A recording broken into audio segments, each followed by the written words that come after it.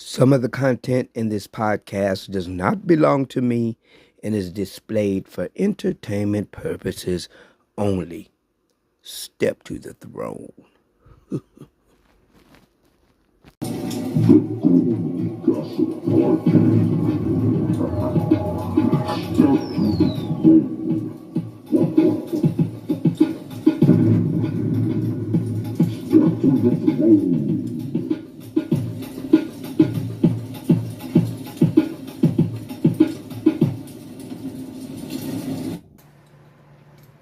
Hey peeps, let's get right into some sit-down comedy from my twin brother, Goldie Himalaya. I'm Goldie Himalaya.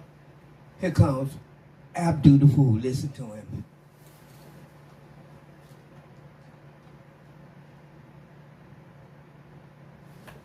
Okay.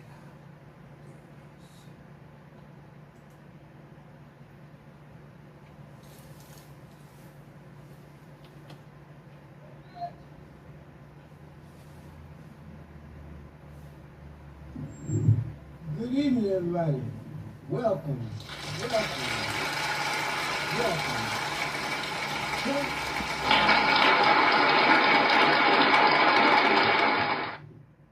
Hey guys, I got to tell you, my sex life is zero.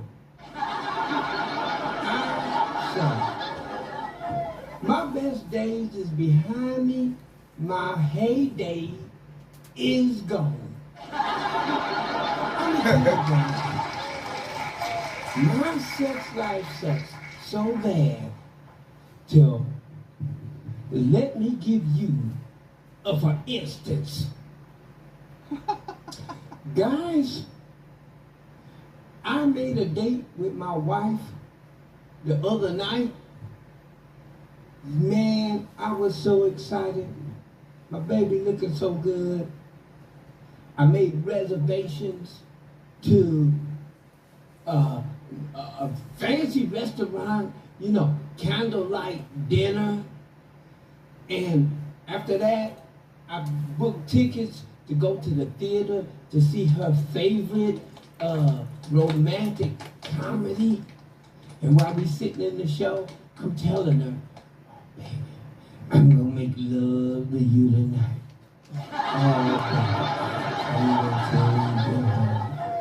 So, we had our date, we went home, she went into the bathroom, and you know how you ladies do. You ladies stay in the bathroom forever. But I didn't care because I know it was gonna be worth it, okay? She went into the bathroom and done her thing. All right, ladies and gentlemen, I got to tell you, welcome to the 122nd edition of the Goldie Gossip podcast. It's your boy Goldie Himalaya. And we're not going to hesitate. We're just going to do the flip. I was doing my calendar.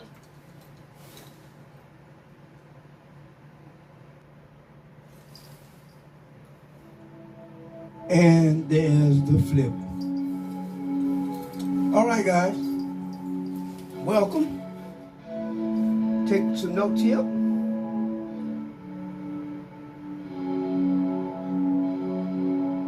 All right. Let's get right into some Goldie's movie reviews. That's right. It's where I show you guys really, really good movies. And this time I want to talk about The Equalizer with Denzel Washington. Now, I wanted to show you guys a clip of Equalizer 5, but there was no trailer. So I'm going to show you guys a clip of Equalizer 4.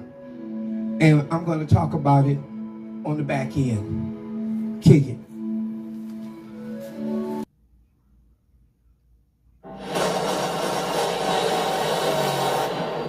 I'm going to ask you a question. You get it right. You win a prize. I mean, you never liked me. Like you.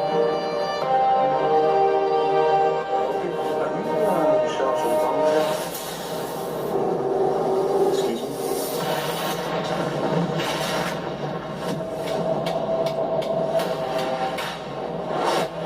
Just like that.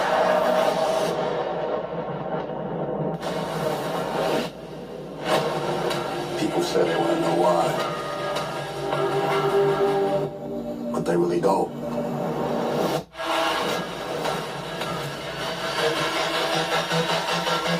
Because you're my son. Yeah.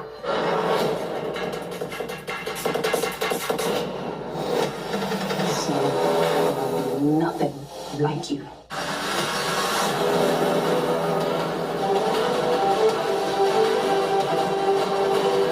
You help set the mood for our new guest.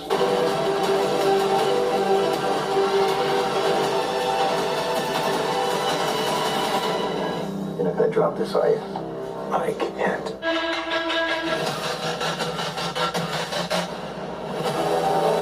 It's my duty to take care of you. I owe a responsibility to you.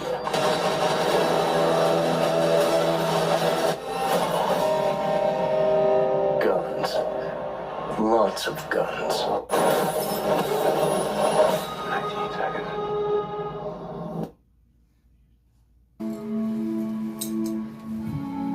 So that was a clip, guys, of Equalizer 4. But if you want to see Equalizer 5 with him and Dakota Fanning, I love her. She has a sister named Elle Fanning as well. You can watch it for free. It's streaming on YouTube. And you can also rent the movie somewhere else. But if you want to watch Equalizer 5 with Dakota Fanning and Denzel Washington, go to YouTube. All right, guys, coming up next, what we got on the schedule?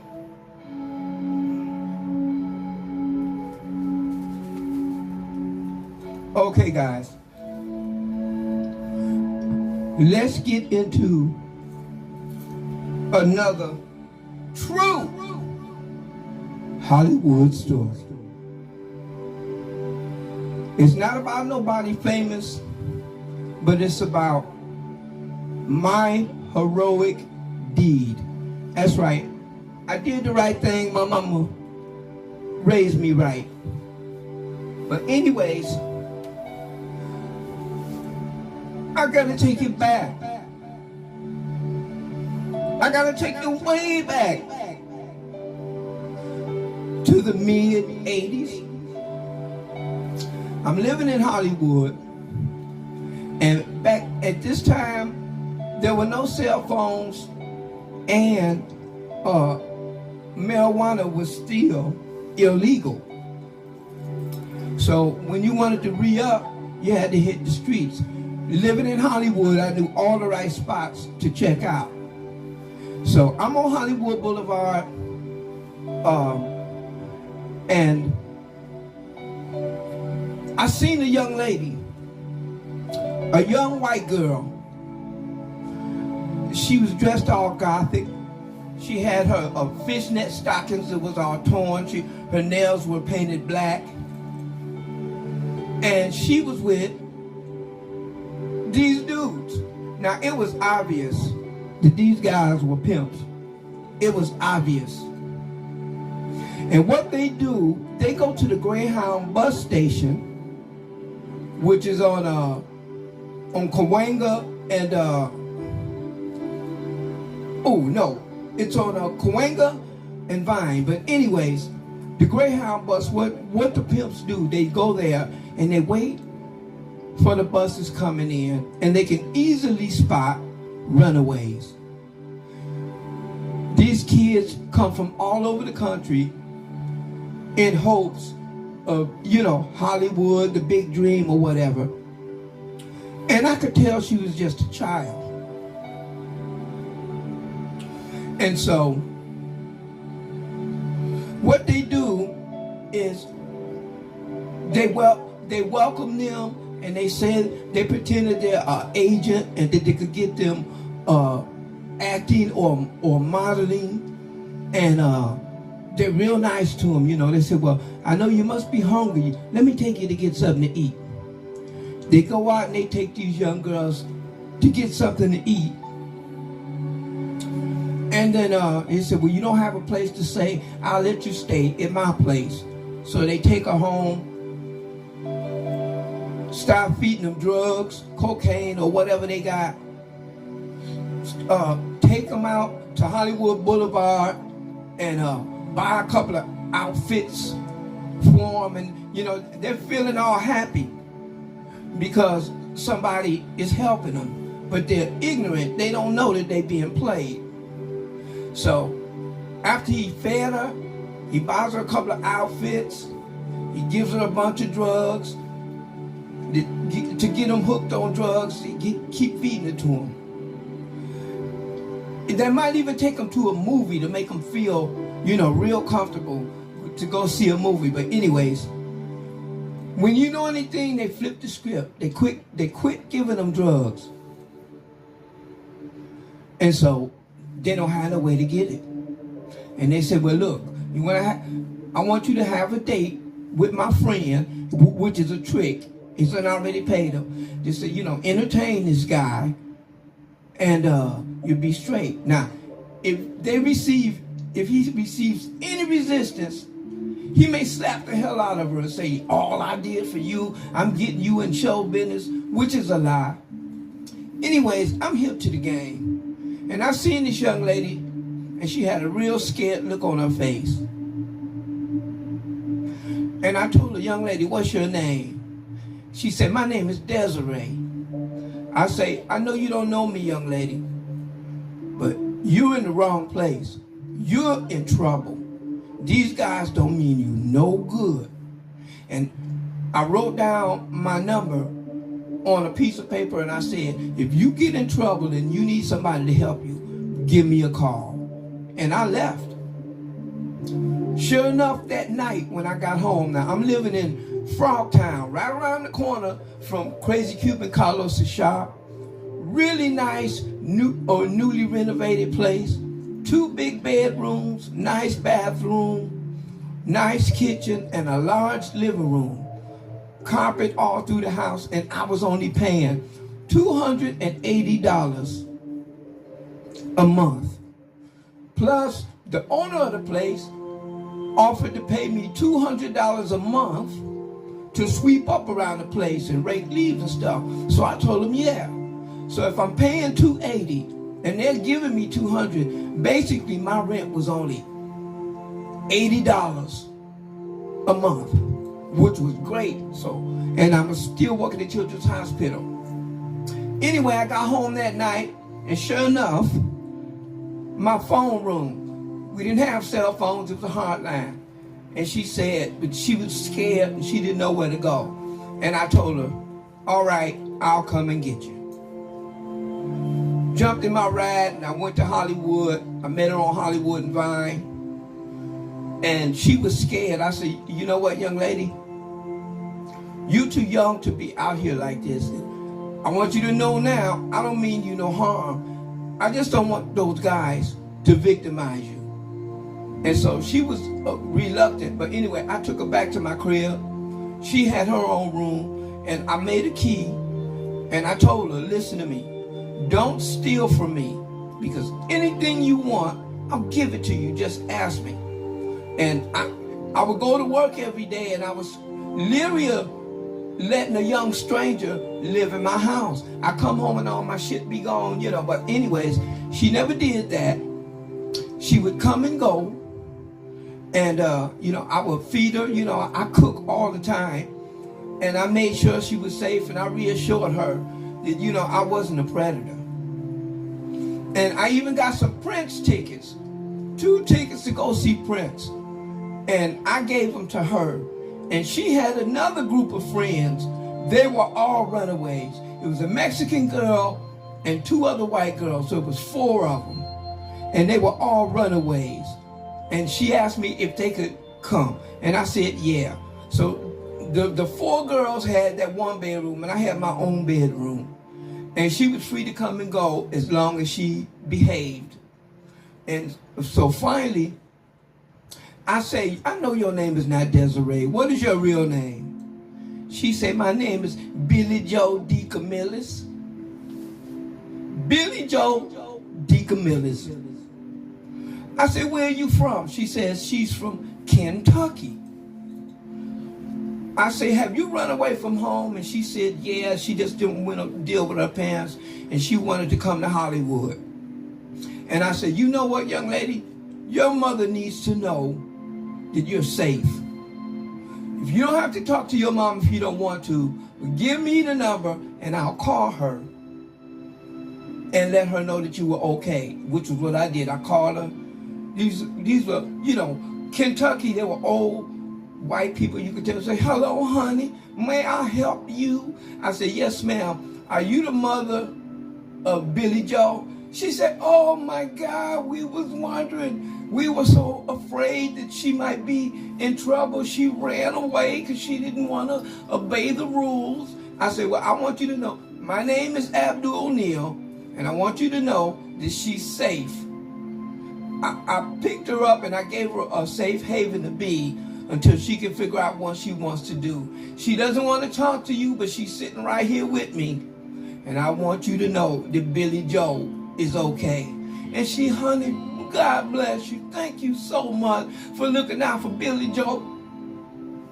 I said, yes, ma'am. And so eventually, her and the girls, they moved on. And one day, it was one night, I was on a night shift at Children's Hospital in the emergency room. And her boyfriend came to see me. And she was living in Long Beach. She went to Long Beach and she hooked up with a nice young man. And he was treating her right. And it looked like they were engaged to get married. And she came all the way down to Children's Hospital to see me. And to just thank me for being kind to her and for looking out for her. And I talked to her boyfriend and he said, she talks about you all the time. She told me how, you know, you looked out for her and she looked up to you as like a father figure, you know. I said, well, I wasn't trying to be her father, but she's a nice young lady and she was hanging out with the wrong crowd. And I want you to promise me something, that you will always respect Desiree. Always respect her. And if I find out that you've treated her bad, you're going to see me, young man. And he said, yes, sir. And I gave her a big hug. And that was the last time I saw Desiree, a.k.a. Billy Joe D. Camillus. That's my story, guys. I know I did the right thing. My mama didn't raise no freaks. Not only that, I've always been smooth with the ladies. There's no reason for me to try and victimize a young lady. I'm not like that. And, you know, if anybody ever says the Goldie Himalaya is racist, then they need to listen to this story. Because I don't give a damn what race they was, Mexican, white, they were children. And I was an adult. And I just did my little part to look out for her. And that's another true Hollywood story. All right, guys, I'm going to close it out with another Goldie Himalaya video. Be good to yourselves, and we'll see you next podcast. Peace.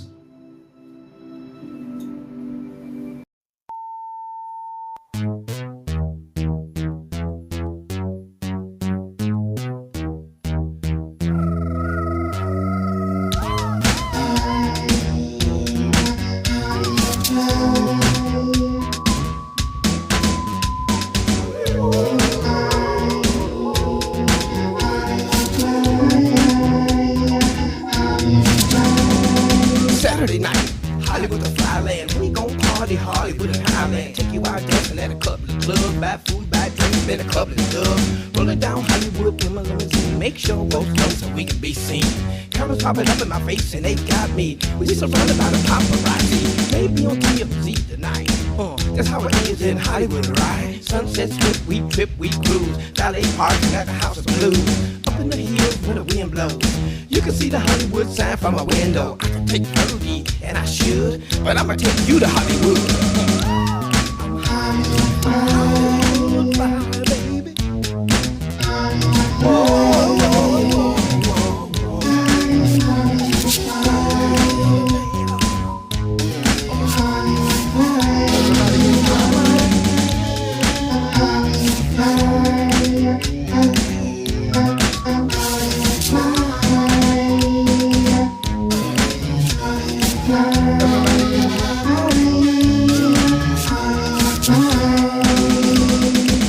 Fly down to Venice Beach. Girls in bikinis look sweet.